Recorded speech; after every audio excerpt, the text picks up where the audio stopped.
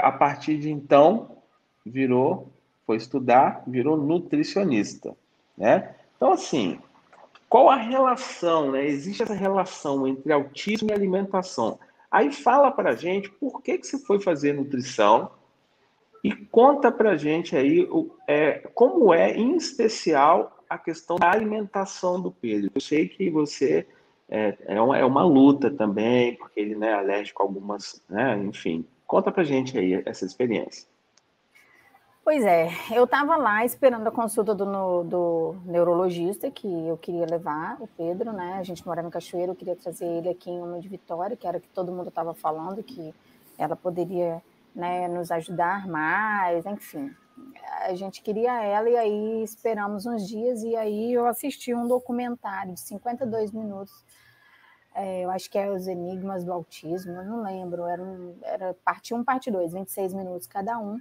E lá mostrava as crianças dos Estados Unidos que elas faziam uma dieta sem glúten e sem leite. Eu estava lá na minha posição confortável de uma dona de casa, servidora pública, né, do município. Eu saía, deixava a criança na escola, ia trabalhar, voltava, pegava a criança da escola e ficava em casa, uma vida super pacata e normal de uma pessoa que acomodou ali naquilo, né? Só que aí veio o diagnóstico, aí começou as formigas mordendo toda a minha cabeça, né?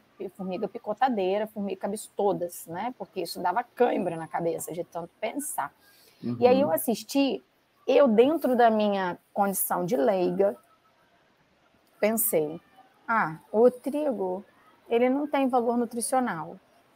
O leite, ele tem bastante cálcio, mas tem outras fontes de cálcio, quais eu posso... Eu pensei assim, como administradora, porque é minha primeira formação, né, e como servidora pública, mais nada, né, uma mãe. E aí eu pensei isso, e aí eu falei, vou tirar. Foi um impacto muito grande para o Pedro, porque ele bebia muito leite e ele comia muito daquele biscoito de maisena, não tem aquele biscoito vermelho, que você come, parece que ele desmaia na sua boca, de tão... Você come um, quer comer o pacote inteiro. Ele era assim que ele comia, era assim que aquele que tem aquele Tzinho de transgênico carimbado, Carimbado. é esse. Gigante. Ele era louco com esse biscoito, muito louco com esse biscoito. Na casa dos avós não podia faltar nada, porque ele comia demais esse biscoito. Mas aí eu falei, eu vou tentar. Eu não, lógico, dentro da minha responsabilidade, eu não deixaria meu filho passar fome, não deixaria nada, mas eu falei, eu vou tentar. Dia 1º de maio de 2014, eu não esqueço esse dia, eu tirei isso dele, mas eu tirei no impacto mesmo, entendeu? Eu tirei o glúten e o leite. O leite, De uma vez só? De uma vez só? No pacote. Nossa. Louca, sem ajuda de ninguém. E o mas e cara ele? Reação dele? Ele contribuiu, ficou de É boaça. mesmo? Ele tomou um leite de arroz, eu peguei um arroz branco, deixei de molho um pouquinho, bati no liquidificador, joguei, eu não lembro se eu joguei açúcar, porque eu não dava açúcar ainda para ele, né? Eu sempre fui muito criteriosa, chatinha com comida, né? Bati aquilo, botei na mamadeira dele, o garoto, mandou tudo para dentro. Eu tenho uma foto disso, se eu conseguir achar, mas eu não esqueço essa foto, ele deitado no colo do meu sogro, tomando uma mamadeira de leite de arroz. Eu falei, não, é vida, vamos tocar. Aí, o que aconteceu? A gente começou a dieta dia 1º de maio de 2014. 7 dias depois... 7 dias não, desculpa. Um mês depois, com 7 dias, ele já estava me mostrando alterações do comportamento. Começou a me olhar melhor nos olhos. Quando eu chamava, ele tinha mais contato ocular. Com 7 dias, ele parou... ele fez o primeiro cocô dele de formato, o pessoal ri, que eu falava assim, gente, eu vou empacotar, eu vou congelar, eu quero emoldurar, eu quero botar isso na parede. Ele fez um cocô com formato, né? E aí ele perdeu todas as estereotipias que ele tinha até então. Com 30 dias, ele perdeu tudo. Ele parou de andar na ponta dos pés, ele parou de rodar em torno do próprio eixo, ele rangia dente o dia todo. Rangia dente, dava gritinho, ficava rodando, fazia o flapping é isso aqui, ó. Fazia o flapping, e para dormir, ele dormia a noite toda, mas ele se debatia muito, então a gente vivia no hospital porque um bebê daquele tamanho, a gente fazia quase que um Auschwitz da cama dele, mas ele arrumava uma brecha e ele caía no chão, né? Então ele perdeu todas essas estereotipias e me deu o primeiro abraço da vida. Ele me deu um abraço. E aí, o que a mamãe foi fazer? Voltou para a escolinha. Mamãe foi para a escolinha. Falou assim, se a nutrição fez isso pelo meu filho, é a nutrição que eu quero, é nisso que eu vou mergulhar, né? E aí foi assim, sabe? Eu ganhei um abraço. Então, isso ninguém paga, né? Eu ganhei em junho. Acho que foi dia 2 ou dia 6 de junho. Porque uma colega minha teve lá em casa e ela ele abraçou ela. E eu achei estranho. Ela entrou na cozinha. Você lembra na minha casa como é que é, né? Ele estava lá na sala e essa minha amiga foi lá e falou, eu ganhei. Voltou na cozinha, eu estava na cozinha, ela falou, eu ganhei um abraço do Pedro. Eu falei, não, você não ganhou um abraço do Pedro porque ninguém ganha abraço do Pedro. O Pedro não abraça ninguém. Ela falou, eu ganhei sim. Aí eu peguei o celular e fui. Ela falou, Pedro, me dá um abraço. Aí o Pedro foi e deu um abraço, eu tirei uma foto. Eu fiquei morrendo de recalque, né? Pô, quem pariu essa criança? Quem teve o trabalho para poder gerar esse cara? Porque para segurar ele eu tive que ser mulher macho, porque doeu pra caramba. Foi uma gestação medonha, né? Você lembra que eu chorava quase todo dia, né? Eu ligava para o Rodrigo de madrugada e chorava até de manhã. Chorava sentindo dor. Eu gemia, porque não podia tomar remédio para não machucar o menino. E eu tinha que ficar sentindo dor. Então, assim, o cara abraçou uma colega minha. Mas aí, depois de uns 6 dias, ele me abraçou também e para mim ficou valendo. Mas foi importante, ele te deu um sinal ali que ele estava evoluindo no tratamento dele, que estava funcionando. Exatamente.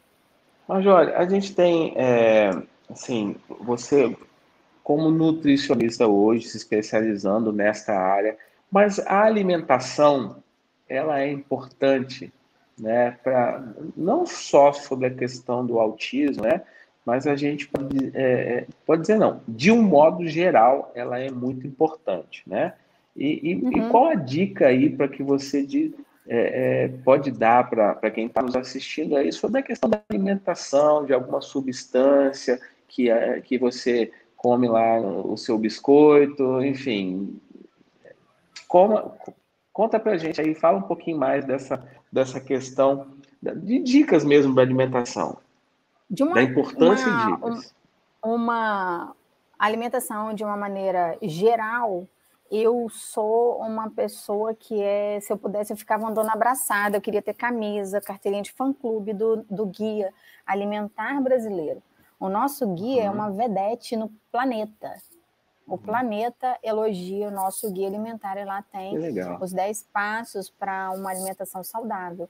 E a alimentação saudável, quando a gente está falando lá, são, assim, dicas super básicas, né? Diminui o sal, o consumo do sal, diminui a utilização de óleos refinados, evite ultraprocessados, tente comer comida mais in natura, né? E por aí vai, né? É importante também, como eu disse, né, as pessoas fazerem o uso, o consumo, aproveitar, principalmente esse momento de pandemia, comprar de hortas comunitárias, de famílias de agricultores, né, que vão vender o alimento orgânico. Mas é um pouquinho mais caro.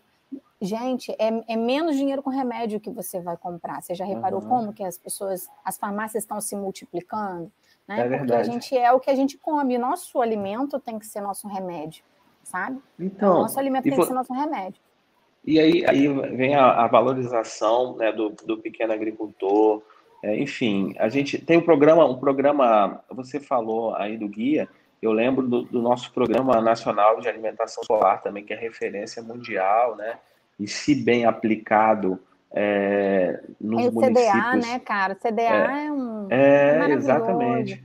Então, acho que é por aí. Agora, para a criança com autismo, Hilder, ainda tem um plus. Além de ter essa alimentação saudável que eu falei, que é baseada nos 10 passos da alimentação saudável, que está no Guia Alimentar Brasileiro, eles têm é muito comum entre eles uma incapacidade de digerir e de detoxicar as coisas. Por isso, a gente precisa facilitar, evitando proteínas de difícil digestão, alimentos mais alergênicos. Então, é nessa hora aí que a gente começa o corta-corta. Tá? O que é alimento alergênico, alimento de proteínas de difícil digestão? Glúten, leite, soja, leguminosa.